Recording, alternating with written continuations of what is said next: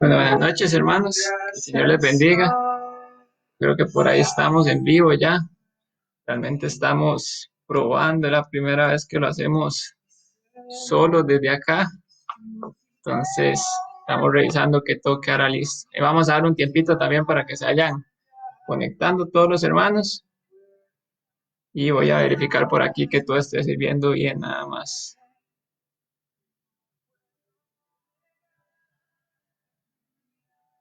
Perfecto, creo que sí estamos en vivo y funcionando.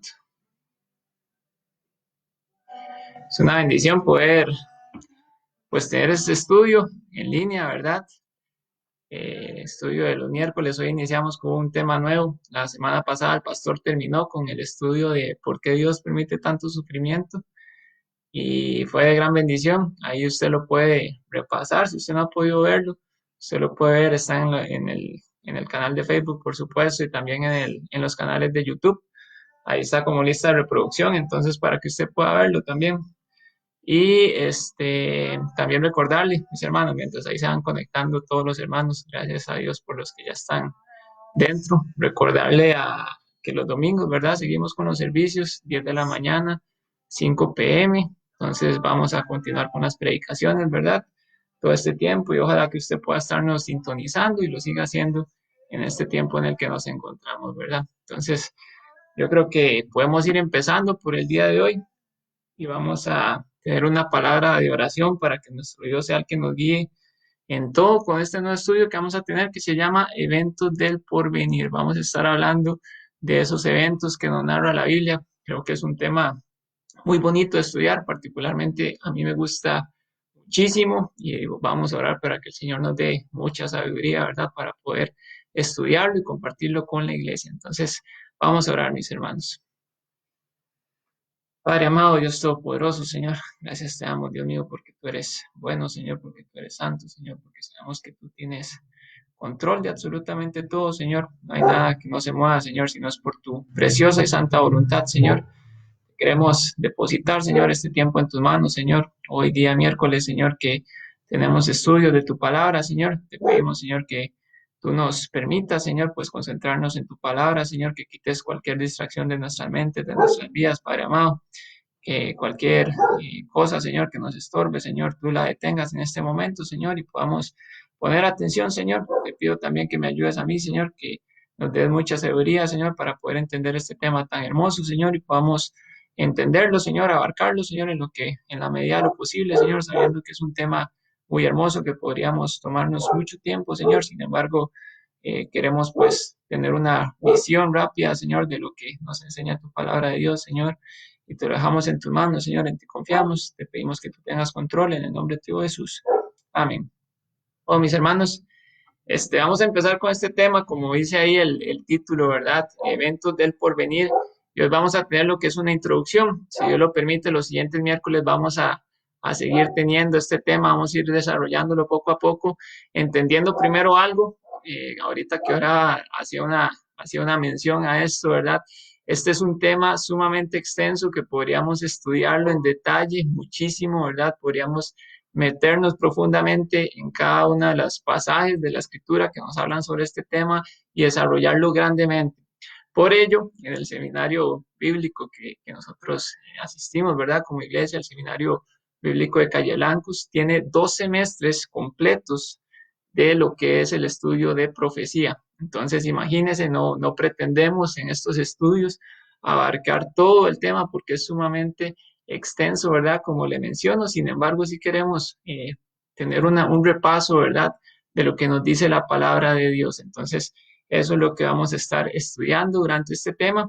¿Por qué este tema? ¿Cuál es la motivación? Bueno, sabemos, hermanos, que estamos en tiempos difíciles con esto de la pandemia y el COVID.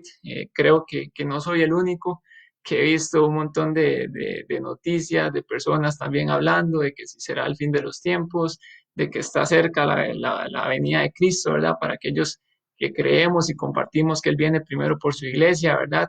Y hemos visto muchos de estos comentarios. Hay algunos incluso que pueden pensar o han dicho, ¿verdad?, que si estamos ya en el periodo de la tribulación y demás. Entonces, con este estudio lo que queremos es aclarar un poco esto, ¿verdad? Por supuesto que a la luz, bueno, aclarar un poco, no, creo que está mal dicho ahí, aclarar realmente lo que nos dice la palabra de Dios a la luz de las escrituras, ¿verdad? Y ver qué es lo que ella nos enseña realmente sobre los eventos futuros. Dejando claro algo primero, mis hermanos, antes de empezar con este tema. En efecto, Cristo está pronto a venir. Eso es algo que podemos asegurar y lo podemos asegurar porque la escritura lo dice. Dice Cristo, he aquí, vengo pronto. Eso lo dice la palabra de Dios. De hecho, ahorita lo vamos a leer en la palabra de Dios y eso lo tenemos que tener claros cada uno de nosotros. Cristo viene pronto por su iglesia y eso es totalmente cierto, ¿verdad? Sabemos, y vamos a ver con este estudio, que Cristo recoge primeramente a su iglesia y luego librará un juicio contra las naciones por el rechazo que le han dado a él, por haber menospreciado a su Hijo Jesucristo, por haber menospreciado el regalo tan precioso que Él nos ha dado la salvación. Él va a librar su juicio en contra de las naciones. Pero como decía, primeramente Él viene por su iglesia. Entonces, de ese momento de tribulación, de juicio, se ha hablado mucho durante estos días. Sobre eso primero que le menciono, de que la iglesia tiene que ser arrebatada primero, entonces podemos entender que no estamos durante el periodo de la tribulación y lo podemos asegurar claramente porque la iglesia no ha sido arrebatada, ¿verdad? La iglesia todavía está aquí en esta tierra y por lo tanto no hemos empezado el periodo de la tribulación, ¿verdad?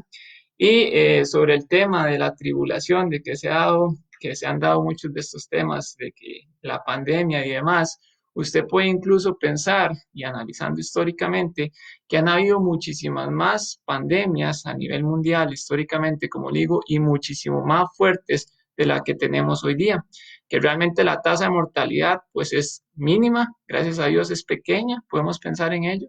Se han visto tasas de mortalidad dependiendo del país y de la vejez que tengan sus habitantes. Se han visto tasas de mortalidad sumamente bajas. Entonces podemos pensar que la pandemia no es un símbolo de que Cristo viene pronto, no podemos tomarlo como una señal, porque como le digo, ha habido muchas pandemias a lo largo del tiempo y han sido mucho peores, ¿verdad? Entonces, pues, como digo, bíblicamente podemos asegurar que Cristo está cerca, pero también podemos asegurar que no sabemos cuándo va a pasar. Y quiero que me acompañe para empezar a leer en las Escrituras a Mateo capítulo 24. Mateo 24, vamos a leer del versículo 36 en adelante. Ojalá que usted tenga su Biblia a mano para que todo lo que leamos aquí usted también lo pueda comprobar en las escrituras, ¿verdad? Y entendamos que eso es lo que Dios nos dice, ¿verdad? No es lo que yo les estoy diciendo o lo que alguien ha enseñado, es lo que la palabra de Dios dice, ¿verdad? Entonces, Mateo capítulo 24 y vamos a leer del versículo 36 en adelante. Dice, pero el día y la hora nadie sabe, ni aun los ángeles de los cielos, sino solo mi Padre. Mas como en los días de Noé, así será la venida del Hijo del Hombre.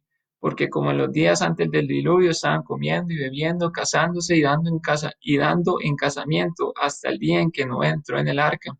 Y no entendieron hasta que vino el diluvio y se los llevó a todos. Así será también la venida del Hijo del Hombre. Entonces estarán dos en el campo, el uno será tomado y el otro será dejado. Dos mujeres estarán moliendo en un molino, la una será tomada y la otra será dejada. Velad, pues, porque no sabéis a qué hora ha de venir vuestro Señor.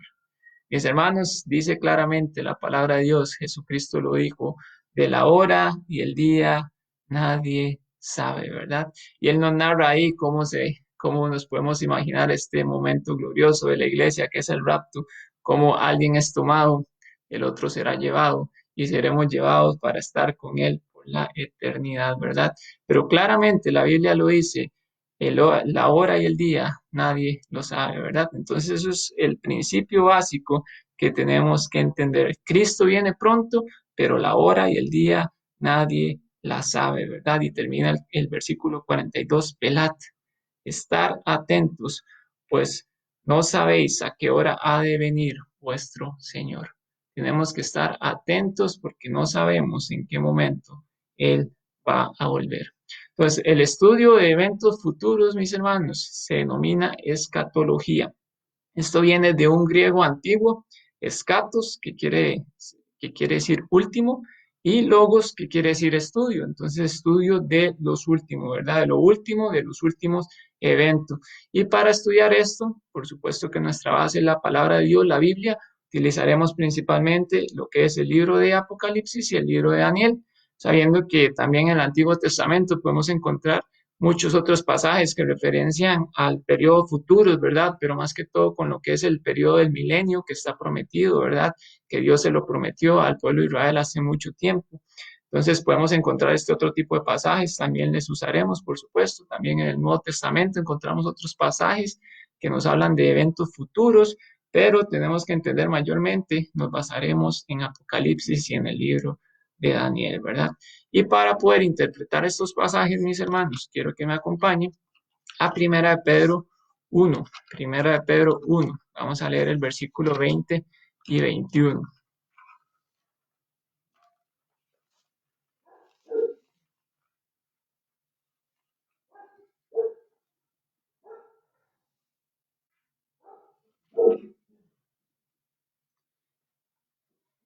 Dice, creo que ese no es un toquecito, mis hermanos. Ya les digo, segunda de Pedro, perdón, me equivoqué con dije primera. Segunda de Pedro 1 del 20 al 21.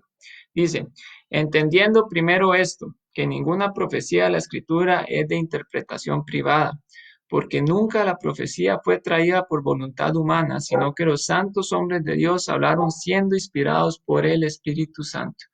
Entendiendo eso, mis hermanos, claramente la profecía que Dios nos ha revelado no es de interpretación privada. No es algo que yo le voy a venir a decir a ustedes que Dios me reveló y que solo Dios me lo reveló a mí y que Dios ha dicho esto. No, así no es la profecía, la palabra de Dios. La palabra de Dios se interpreta con la misma palabra de Dios. La escritura, la Biblia, se interpreta con la misma Biblia. Entonces, cuando leamos pasajes, vamos a entenderlos estudiando la misma Biblia. Cuando leamos pasajes que no entendemos, buscamos otro pasaje de la escritura que nos ayude a entender qué es lo que quiere decir, ¿verdad? Pero no lo hacemos de una manera humana, de una manera que podamos pensar que esto va a ser así, ¿no? Sino que lo interpretamos a luz de la palabra de Dios. Hay cosas en la Biblia, por supuesto, claro está también, y es válido hacer la aclaración, que Dios no nos la revela completamente, ¿verdad? Pero Dios es el que conoce esas situaciones. Nosotros podemos hacer algunas especulaciones, pero no podemos tomar una postura totalmente sobre alguna de las especulaciones que se dan o de las teorías que se dan. Porque si Dios no lo revela, nosotros no podemos asegurar que una cosa es de una forma o de otra forma, ¿verdad? Entonces eso también está claro. Ahora, mis hermanos, para comenzar un poquito con lo que es el tema de profecía, irnos metiendo. Como les digo, esto es más que todo la primera parte introductoria, ¿verdad? Hoy tal vez no veamos muchísimo, hoy nada más vamos a empezar a introducir el tema para luego los siguientes miércoles irlo desarrollando, ¿verdad?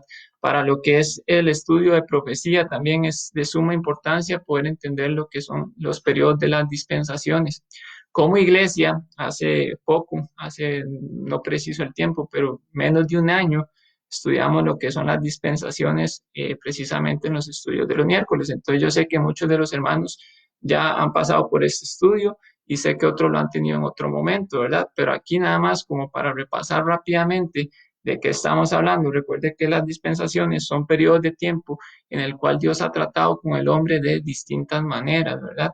Entonces entendemos que la primera dispensación fue la inocencia, como Dios puso a Adán y a Eva en su estado de inocencia, en su estado perfecto, en el jardín del Edén, y esa dispensación termina cuando ellos son expulsados del Edén. Luego viene la segunda dispensación, que es la conciencia, ¿verdad? Y esta termina con con el juicio de Dios con el diluvio sobre la humanidad y por el pecado que ellos han cometido, ¿verdad? Luego empieza lo que es la dispensación del gobierno humano, luego tenemos la dispensación de la promesa y luego entramos a una dispensación que es muchísimo más conocida, que es la dispensación de la ley, que fue cuando Dios entregó la ley a su pueblo y esa dispensación se termina con la muerte de Jesucristo en la cruz. A partir de que termina esa dispensación de la ley, empezamos con la dispensación de la gracia, que es en la cual nos encontramos en este momento. ¿Por qué le digo que es necesario entenderlo? Porque es necesario entender en qué periodo de la escritura nos encontramos, que es en ese periodo de la gracia. Luego del periodo de la gracia podemos ver en la escritura que lo siguiente que sigue es el periodo de la tribulación. Y ese periodo de la tribulación inicia con un evento muy marcado, que es el evento del rapto. El rapto del cual hacíamos mención ahorita, que Dios viene por su iglesia y los toma aparte para tener el periodo de la tribulación en el mundo. Entonces, ese es el periodo en el cual se tiene la tribulación y luego vendrá otra dispensación más adelante, que esa sí estaremos hablando, ¿verdad? Un poco más, que es la del milenio. Estaremos entonces enfocándonos en esos eventos futuros que empiezan del rapto, luego viene el periodo de la tribulación y luego viene el periodo del milenio y luego veremos también qué acontece al final, ¿verdad? Entonces, eso es necesario saberlo, es necesario entenderlo para cuando leamos la escritura también entendamos en qué periodo nos encontramos, ¿verdad? Ahora, ¿por qué estudiar este tema, mis hermanos? ¿Por qué estudiarlo? Bueno, es muy importante estudiarlo porque la misma palabra de Dios nos manda a hacerlo y nos llama bienaventurados cuando lo hacemos. Quiero que ahora sí me acompañe al libro de Apocalipsis. Apocalipsis capítulo 1 y vamos a leer los versículos del 1 al 3. Dice la palabra de Dios. La revelación de Jesucristo que Dios le dio para manifestar a su siervo las cosas que deben suceder pronto, y la declaró enviándola por medio de su ángel a su siervo Juan, que ha dado testimonio de la palabra de Dios y el testimonio de Jesucristo y de todas las cosas que ha visto. Bienaventurado el que lee y los que oyen las palabras de esta profecía y guardan las cosas en ella escritas, porque el tiempo está cerca. Mis hermanos, y es importantísimo y maravilloso ese primer versículo, la revelación de Jesucristo. No es la revelación de Juan, es lo que Jesucristo mismo ha revelado. Podemos entender, sabemos que toda la escritura es inspirada por Dios y que todos los santos hombres de Dios que escribieron siendo inspirados por el Espíritu Santo de Dios, escribieron siendo inspirados por Dios. Pero aquí vemos que claramente Apocalipsis nos hace como una aclaración más fuerte, dice la revelación de Jesucristo. Entonces, si lo podemos llamar de esa manera, Apocalipsis nos dice, vea que esto no lo ha escrito ningún hombre, sino que ha sido la misma revelación de Jesucristo, que Él se la entregó, dice el versículo 2, que se la entregó a Juan, perdón, el versículo, sí, y la declaró enviándola en el versículo 1 y la declaró enviándola por medio de su ángel a su siervo Juan. Por supuesto que se la dio a Juan. Juan es el que escribe esto, pero el que revela todo lo que está en este maravilloso libro es el mismo Jesucristo. Él es el que revela estas palabras. Y entonces él dice en el, en el versículo 3, bienaventurado el que lee y los que oyen las palabras de esta profecía y guardan las cosas en ellas escritas porque el tiempo está cerca. Bienaventurados, bienaventurados todo aquel que lee esta maravillosa profecía. Bienaventurado todo aquel que oye estas palabras y el que las guarda, ¿verdad? Esto es lo que nos dice el mismo Apocalipsis, el mismo Jesucristo dice, porque el tiempo está cerca. Ahora yo le decía que lo que podemos asegurar es que Cristo viene pronto. Aquí Cristo nos lo dice en este versículo 3, el tiempo está cerca. Y para nosotros es de gran bendición si leemos y entendemos este libro maravilloso de la palabra de Dios, ¿verdad? Somos bienaventurados al leer y oír esta profecía. Ahora, haciendo una pequeña comparación, por ahí he escuchado un estudio y el predicador que daba el estudio hacía una comparación y me pareció sumamente interesante. Muchas veces los cristianos tal vez no leemos Apocalipsis o no leamos el valor que tiene porque pensamos que es algo sumamente complicado, algo sumamente difícil, algo del futuro y nos puede entrar cierto temor el querer estudiarlo. Sin embargo, vemos que la misma Biblia nos llama bienaventurados si lo hacemos, si lo leemos, si escuchamos estas palabras. Y tal vez tenemos preferencias por algunos otros libros, ¿verdad? Por ejemplo, el Génesis. Y usted puede pensar cuántas veces ha leído usted el Génesis, la narración de la creación, cómo Dios creó todo, cómo se fueron dando los acontecimientos. Y tal vez muchas de esas historias que se dan en el Génesis no las sabemos de memoria. Podemos sabernos muchas de ellas y las conocemos, pero tal vez desconocemos mucho lo que hay en el Apocalipsis. Y por supuesto que toda la palabra de Dios es importante, toda la escritura es importante, el Génesis es sumamente importante, pero si hacemos una comparación, por ejemplo, entre el Génesis y el Apocalipsis, usted puede entender que Génesis nos narra cómo entró el pecado al mundo. Y en Apocalipsis se nos narra cómo el pecado es quitado del mundo para que ya nunca más exista. Por el pecado, en Génesis se nos narra cómo entra la muerte. Y en Apocalipsis vemos cómo la muerte es expulsada también. En Génesis vemos cómo se da, por esto mismo, el pecado, la corrupción del cuerpo. Y por eso es que nosotros tenemos enfermedades, por eso es que, por ejemplo, tenemos este COVID que anda rondando ahí. Toda esta corrupción se da por culpa del pecado mismo. Y vemos cómo en Apocalipsis Dios transformará nuestros cuerpos en cuerpos nuevos, totalmente incorruptibles. Eso es lo que nos dice la palabra de Dios. Entonces vemos estas comparaciones. También vemos en Génesis cómo se da la corrupción de la tierra. Por el mismo pecado del hombre, la tierra ha sido corrompida y la tierra hoy gime a Dios por todo lo que ella está sufriendo. Y vemos cómo en el Apocalipsis Dios hace cielo nuevo y tierra nueva y quita toda esta tierra totalmente corrupta. También vemos en Génesis cómo se manifiesta el engañador, cómo Satanás llega y engaña al hombre para que él peque.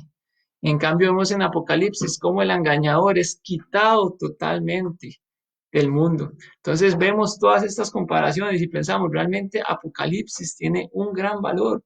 También podemos ver cómo la presencia de Dios estaba en comunión completa con el hombre en Edén.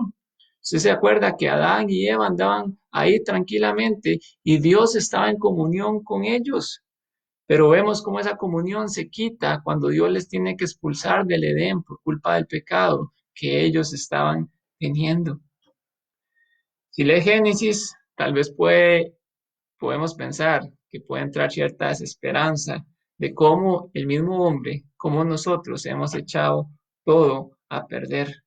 En cambio, si leemos Apocalipsis, podemos encontrar esperanza, porque ya Dios redimió y porque Él va a volver para que sus hijos estemos eternamente con Él. Y eso es una maravilla que podemos entender, que podemos obtener al leer Apocalipsis.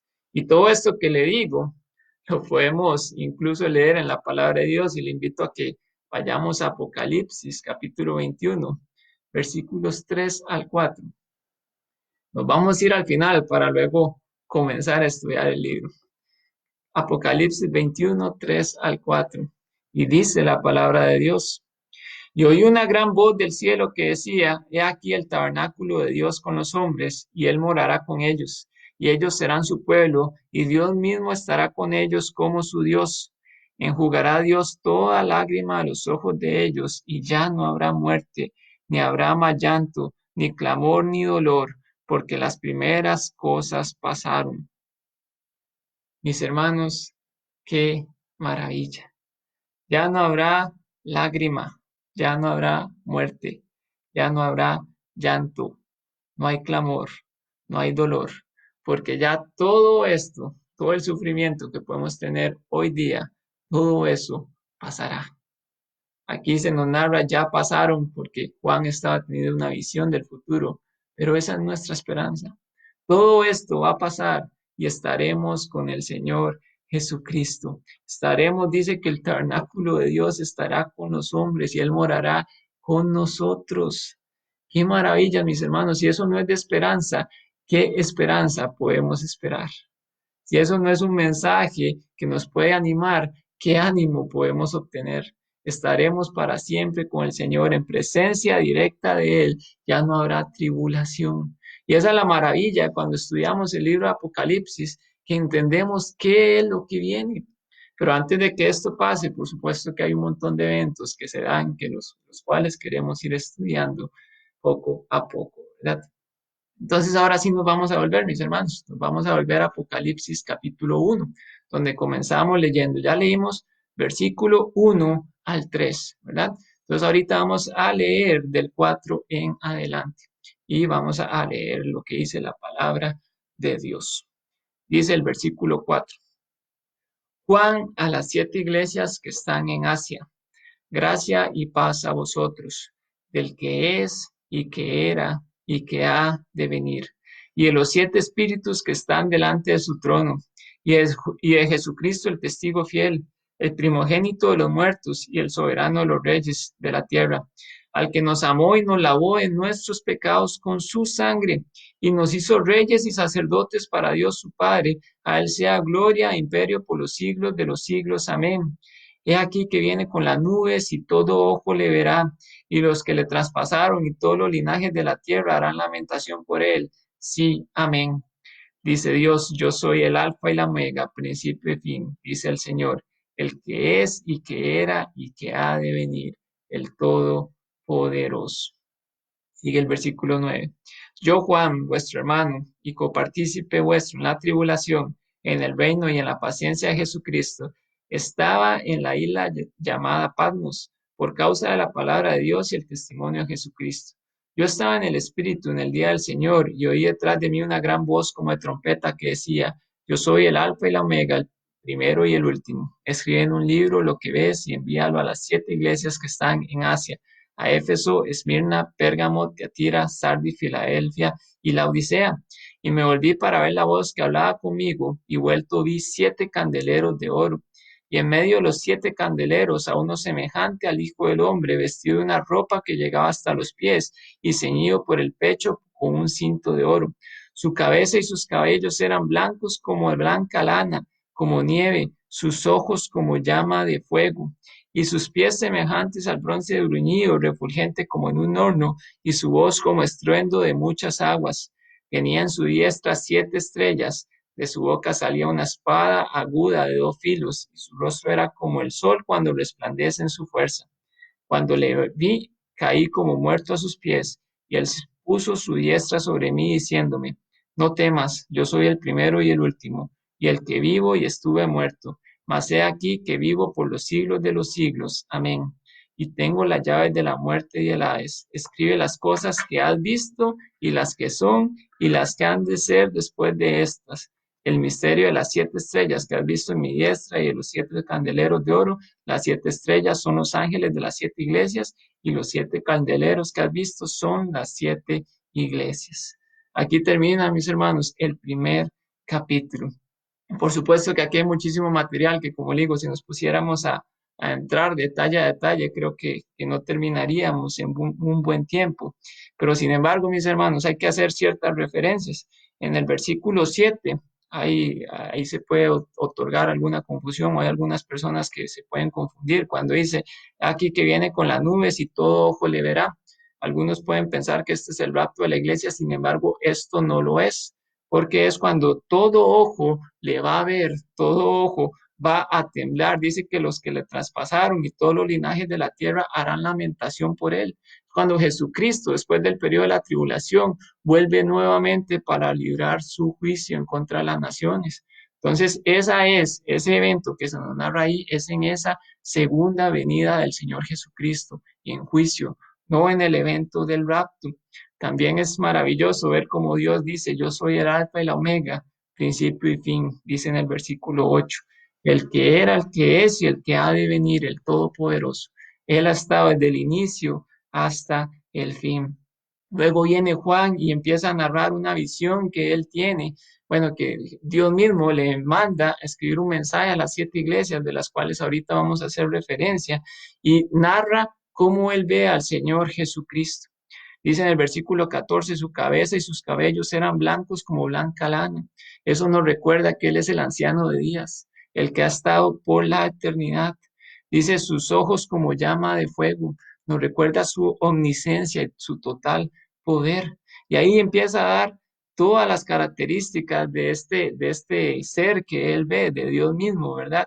Que dice que tiene en su diestra 7 estrellas, y de su boca sale una espada aguda de dos filos. Esa espada aguda es su misma palabra. Pero recordará usted que la palabra de Dios dice ella que es viva y eficaz y es de doble filo. Es esta espada que nos habla, que sale de su boca, la palabra de Dios. Y dice que su rostro era como el sol cuando resplandece en su fuerza. Eso nos recuerda también que allá en Apocalipsis nos dice que ya no habrá necesidad de sol, porque Dios mismo será nuestra luz por la eternidad. Entonces vemos esta descripción y podemos ver ciertos detalles de lo que es Dios, de cómo se está revelando Él. Y en el versículo 19, mis hermanos, muy importante, caemos donde dice, escribe las cosas que has visto y las que son y y las que han de ser después de estas. Las cosas que has visto, que le dice en este caso Dios a Juan, es lo que él ha presenciado. Recuerde que Juan fue discípulo del Señor Jesucristo, el discípulo amado, y él presenció todo lo que Jesucristo, el ministerio de Jesucristo y lo que Jesucristo padeció. Y le dice, escribe las cosas que has visto. Sabemos que Juan desarrolló el Evangelio de Juan y vemos como también aquí él en mismo Apocalipsis nos describe las cosas que él ha visto, porque en el versículo 5 dice, y de Jesucristo, el testigo fiel, el primogénito de los muertos y el soberano de los reyes de la tierra, al que nos amó y nos lavó de nuestros pecados con su sangre. Esas son las cosas que Juan había visto y las cuales él escribe en obediencia a lo que Dios le está diciendo. Juan escribe lo que ha visto, luego escribe las cosas que son, y eso ya vamos a entrar en ese tema, y luego le dice que escriba las cosas que han de ser después de estas. Esas cosas que han de ser después de esas son los eventos futuros a los cuales nos referimos y que podemos empezar a estudiar en Apocalipsis capítulo 4. Sin embargo, hay dos capítulos ahí intermedios, que es el capítulo 2 y el capítulo 3 en Apocalipsis, que es el mensaje a las 7 iglesias. Y esas iglesias, mis hermanos, son ese periodo de tiempo que le está diciendo, en este caso, Dios a Juan que escriba las cosas que son. Y le dice, y eran 7 iglesias que existían en el tiempo para el cual Juan escribió estos mensajes, el mensaje a esas 7 iglesias. Esas 7 iglesias eran realmente lugares presenciales. Pérgamo, Tiatira, Sardis, Filadelfia, la Odisea, Éfeso, Esmirna, eran lugares reales en las cuales habían iglesias. Y de esta enseñanza de las iglesias, mis hermanos, podemos obtener 3 interpretaciones que son válidas a la luz de la escritura. Como le digo, las cosas que son, realmente esas iglesias existían presencialmente, también tienen un carácter representativo. Ahorita no vamos a detallar 100% el mensaje a cada una de ellas porque queremos continuar con el estudio, pero ese carácter representativo es porque ellas representan a todas las iglesias existentes que tienen sana doctrina. Ellas representan a las distintas iglesias que tienen distintas cualidades y ese es el carácter representativo que se le da a estas iglesias. Usted puede entender, ver el mensaje que se les da a ellas y usted encontrará que cada una de las iglesias hoy día de sana doctrina pueden tener características que se asemejan a cada una de ellas. Incluso leía por ahí el comentario, es totalmente válido. Cada uno de nosotros como creyentes, como hijos de Dios, nos podemos encontrar en cada uno de estos mensajes. ¿Como quién estaré yo hoy? Como Éfeso, como la Odisea. Esos mensajes son propios para las iglesias y para nosotros. Mensajes propios de lo que está pasando en la actualidad, las cosas que son. También tienen un carácter, ya dijimos, actual, físico que tenía, representativo, y ahora iremos una interpretación simbólica porque estas iglesias representan 7 periodos de la iglesia como tal a lo largo de la historia. A partir de que Jesucristo funda su iglesia, la iglesia ha tenido distintos periodos en los cuales se ha caracterizado de distintas maneras. Y ese carácter simbólico es lo que Jesucristo dijo que ella representaba. Por ejemplo, bueno, ya le hablé del representativo, del simbólico, aquí le voy a decir qué es lo que representan cada una de ellas, vamos a hacer mención. La iglesia de Éfeso representa a la iglesia preocupada. Entonces, como le digo, iglesias hoy día de sana doctrina se pueden encasillar en esta iglesia pero también la interpretación simbólica nos dice que la primera iglesia, la que Jesucristo fundó después de que Él se fue, era la iglesia preocupada. Luego el segundo periodo, la segunda iglesia, la iglesia de Esmirna, es la iglesia perseguida. Nos recuerda la iglesia que sufrió persecución. Hoy día hay iglesias que sufren persecución. No se encuentran de este lado del charco, como decimos nosotros, sino que están allá en lugares muchísimo más conflictivos, pero sufren persecución. Y la iglesia de Esmirna es ese carácter de iglesia perseguida. La iglesia de Pérgamo, la iglesia descuidada. La iglesia de Tiatira, la iglesia negligente. La iglesia de Sardis, la iglesia sin poder. La iglesia de Filadelfia era la iglesia perseverante. Y llegamos a la última, que usted se podrá imaginar, esa es en la que nos encontramos nosotros con lo que es la interpretación simbólica de las diferentes etapas de la iglesia, y es la iglesia de la Odisea, que es la iglesia indiferente. Creo que ese tema lo hemos tocado, mis hermanos, tristemente, porque es una iglesia a la cual Dios le reprocha muchas cosas y que hay un pasaje sumamente popular que podemos conocer muchos de nosotros, que habla de la tibieza y que ojalá que fuese frío o caliente, pero por cuanto eres tibio te vomitaré de mi boca.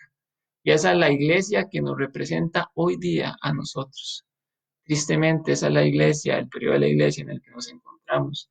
Y si analizamos nuestras vidas, nuestras iglesias como tal, pues nos daremos cuenta que hay una gran verdad y es algo en lo cual tenemos que meditar y pedirle a Dios que nos ayude porque queremos ser esa iglesia indiferente. Queremos ser esa iglesia que le provoca al Señor que vomite. Queremos ser nosotros esa iglesia.